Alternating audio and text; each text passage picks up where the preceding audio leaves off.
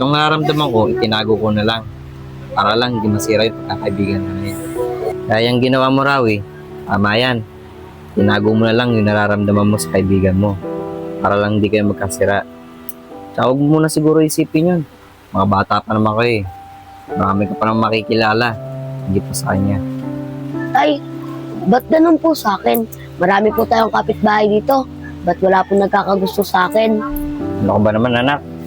Sabi ko nga sa kuya mo, mga bata pa kayo para sa mga ganyan. Tapos posible namang wala magkakrush sa'yo. Kaya ang ganda-ganda mo. Manang-manak sa nanay mo nung kabataan niya. Tama po kayo, Tay.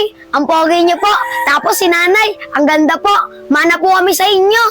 Tama yan, anak. Basta lagi yung tatandaan, mga anak, mag-aral kayo mabuti. Para pag napag-aral kayo na mabuti, may magandang trabaho kayo. Yan muna ang unahin nyo. Huwag muna yung mga ganyan mga crush-crush, ha. Lagi yung tatandaan niya, mga anak. Opo, Tay. Tatandaan po namin yung sinabi niyo. Sige na, tara na, kumain na tayo. Nagugutom na rin ako Kuya Aris, may kanin po ba kayo? Nagugutom na po kasi ako Ang bira itong bata to. Ikaw na naman, JC. O sige, dito ka na kumain. Tara, salamat, Kuya Aris.